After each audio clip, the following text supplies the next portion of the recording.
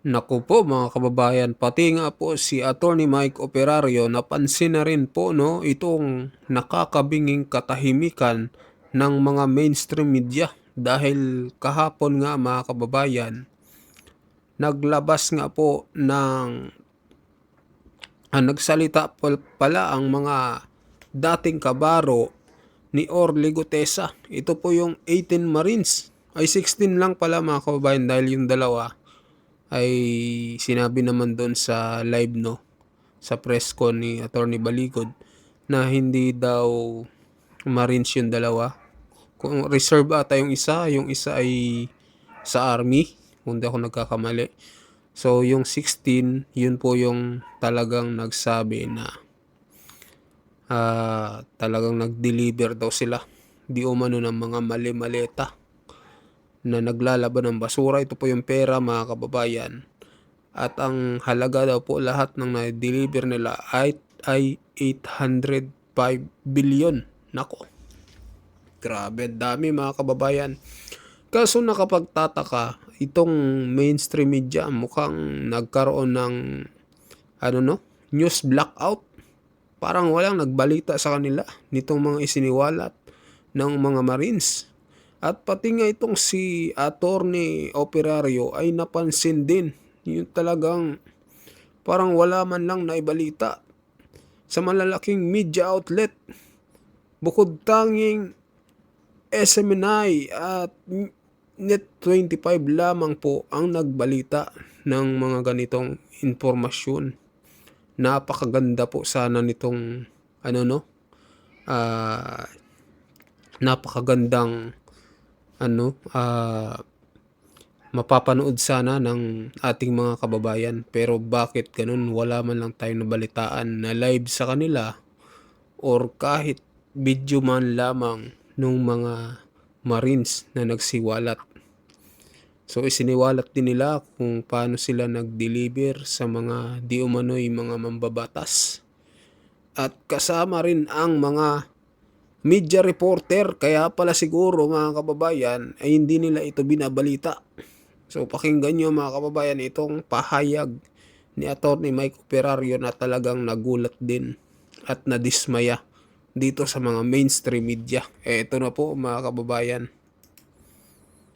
Kahapon ay ginulantang tayo ng isa sa pinakamalaking expose na meron sa kasaysayan ng politika ng Pilipinas, ang paglabas ng 18 former Philippine Marines di umano at nagsiwalat na sila ay kasama doon sa mga nagde-deliver ng pera, ng maleta sa mga politiko, thereby confirming the story of Orly Gutesa. Well, matagal na nating suspetsya na totoo yung sinasabi ni Orly Gutesa. Pero ang mas nakakagimbal panoorin kahapon o nakaka-dishearten, nakakasama ng loob, ay ang nakakabinging katahimikan ng mainstream media tungkol dito sa issue ng 18 Marines. Ito po muli si Attorney Mike Operario. Pag-usapan natin ngayon yan. Well, kahapon nga, yun na yung pinakamalaking balita na meron tayo sa loob ng unang 2 buwan o magtatatlong buwan na ng 2026 at nasaan ng mainstream media. Well, apparently mas newsworthy yung pagkaka-aresto dito kay Francis Leo Marcos o si Culaong, at it was so newsworthy na may sariling pa-presscon pa ang NAPOLCOM, NAPOLCOM, National Police Commission, ang nagpa-presscon tungkol sa pag-aresto kay Culaong. I'm not a fan of Francis Leo Marcos. I also share some of the views na this guy may be a fake. But the way it was handled yesterday, na yung pang commissioner ng NAPOLCOM ang mag-handle mismo ng presscon, inviting other people to file a case against him. My goodness, the case is unjust vexation. Unjust vexation. Isa sa pinakamababang uri ng kaso na po pwede mong i-file ang isinampas sa kanya. It is a bailable offense. But they treated it like it's a fiasco, okay lang siguro makakulong yan si Francis Leo Marcos, but to do it the way they did it yesterday, as ang katapat nito ay yung nangyari doon sa 18 Marines, wow, Ang baba na ng naging standard ng ating kapulisan. Well, not to be surprised about it, but how about the media? Well, the media played along with it. Tingnan niyo sa mga newsfeed ninyo, mas marami ang mga lumabas na balita tungkol kay Culaong kaysa dun sa 18 Marines. At ang pinaka malungkot niyan, since last night, I've been trying to browse doon sa website ng mga mainstream media, the big networks, trying to find kung anong balita meron doon. Wala akong nakita. At kaninang umaga, just a few hours ago, saka pala mong nag-post itong mga mainstream media outfits na ito. And lo and behold, kanina lang nakita ko doon sa ABS-CBN site, and some other newspaper sites. Ang binalita nila, 4 daw doon sa supposedly Marines ay were never in the Marines, at saka most of them were dishonorably discharged. It's as if yung mainstream media ngayon, ang number one role nila is to discredit those who are testifying or those who are saying something against the administration. Lalo pa ito na ang mga Marines ito ay nagsabi at may mga ilalabas pa silang ebidensya na nagdi-deliver sila ng pera mismo sa mga broadcaster, newscaster, sa mga big networks. At mukhang tatamaan sila ng testimonya ng mga ito. Kaya siguro ngayon, nauna na silang naglalabas ng ganito.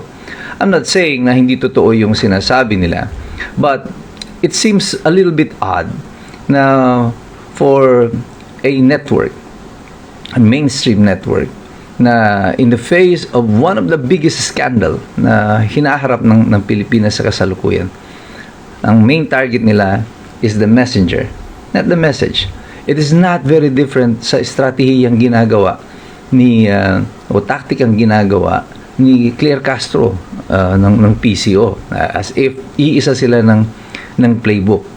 Immediately discredit the messenger so that the message will not cut across. Well, unfortunately, nadinig na ng taong bayan ang dapat nilang madinig, at itong mga sinabi ng mga 18 Marines na to ay matagal naman nang pinagsususpetsahan ng mga tao, at halos alam na rin ng lahat kung bakit tahimik na tahimik ang mainstream media. Akala nyo ba ganun katanga yung mga Pilipino na hindi nila napupuna na ang focus lang ngayon ng mainstream media ay tungkol sa mga bagay, mga balita na anti-Duterte? Pero kapag anti-Marcos ang pinag-uusapan or anti-administration, wala kang halos ma-pick up na balita. Not one of the major networks even picked up yung kumalat noon na balita tungkol sa involvement ni Liza Marcos sa pagkamatay ni Paulo Tantoco. And he's supposed to be one of the executives also, of their family, part of the executives of the major networks here in the Philippines. It's a big news because it's a scandal. It happened in the United States. But the media is mum about it. Tahimik sila. Wala silang sinasabi. Alam niyo po, sa demokrasya, there are 4 estates. May 4 po na estado o yung pinakabahagi or sangay ng institusyon ng demokrasya. And this is the legislative, the first estate, the executive, and the judiciary as the third estate. And the fourth estate is the media. Sa isang demokrasya, importante po na yung 4 na institusyon na ito ay basically malaya at sila ay nagkakaroon ng check and balance. You will notice that both the legislative, executive, and the judiciary are all part of the government. Bahagi sila ng gobyerno, except the media. It is supposed to be independent because the media is supposed to check the government. And for a time, it worked. Kahit na nung ako yung nagkaroon na ng kamalayan ng panahon ni Ferdinand Marcos, isa sa mga kinontrol noon after martial law was the media. The narrative of the media controls the psychology of the people. Kung ano yung nilalabas sa media, yun ang malalaman ng mga tao. After martial law was lifted, after Ninoy Aquino was assassinated, doon pa lamang po lumabas yung iba pang mga pahayagan. Dito na po naging sikat noon ang Inquirer, ang Malaya, at iba pang mga independent na mga newspaper na nagpapahayag na ng katotohanan at lumalaban sa administrasyon.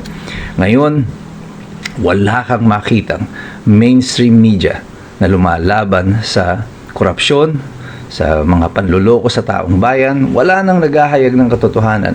Mabuti na lamang at mayroong social media na marami pa mga matatapang, mga independent na mga private individuals or media practitioners na hindi bahagi ng mainstream media ang patuloy na nagpapahayag ng katotohanan. Kapag po ang lahat ng institusyon na ito ng pamahalaan ay nagkunay o nagkuntsabahan, babagsak po ang ating demokrasya. Sa lumalabas na mga pahayag nitong 18 mga dating bodyguard nila Zaldico na nagsabi na silang di-deliver ng pera, malinaw na ang sabwatan mayroon sa executive, sa legislative, at sa media. Ang husgado na lamang supposedly ang natitira. The last bastion of democracy is now in the judiciary, and we hope to keep it that way. Sana manatili ang independensya ng hudikatura sa sitwasyon na ito. Kasi kung pati yan ay babagsak, wala na talaga. Puro kaguluhan na lang ang mangyayari dito sa ating bansa. So bagamat ang mga institusyon na ito ng pamahalaan apparently ay nagsabwatan na, at tunay nga ang suspetsya ng marami na tayo ay napailalim na sa isang pinakamalaking sindikato ever known in global political history at dito sa Pilipinas, tayo ay patuloy na umaasa sapagkat meron pa tayo ng isa't isa. Tayong lahat, mga Pilipino, ang lahat ng iskumbro dito sa Pilipinas. Patuloy tayong maninindigan sa tama, sa katotohanan. Patuloy tayo na mag-aaral dahil alam nating lahat, mahirap makialam ng taong walang alam. God bless you, God bless us all. Mabuhay ang Republika ng Pilipinas. So yun mga kababayan, ano pong masasabi nyo dito no, sa pahayag ni Attorney Michael Perario? So talagang ano no, napakatindi ng nangyayari ngayon sa Pilipinas. Kayo na lang ho ang umusga kung may maayos ba na nangyayari ngayon sa Pilipinas. So ayun mga kababayan, mag-comment kayo, mag-like at mag-subscribe sa ating video, at sa mga bagong pasok dyan, pa-subscribe din po ng ating channel. Maraming salamat po sa inyong lahat.